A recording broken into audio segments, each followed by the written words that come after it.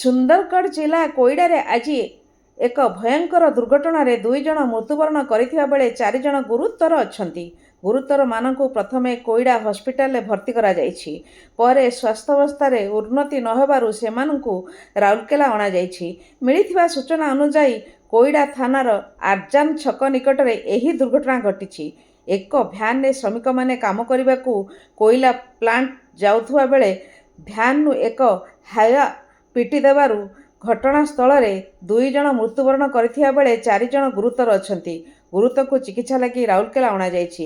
ଦୁର୍ଘଟଣା ଏତେ ଭୟଙ୍କର ଥିଲା ଯେ ଭ୍ୟାନ୍ଟି ସମ୍ପୂର୍ଣ୍ଣ ଚୁରମାର ହୋଇଯାଇଛି।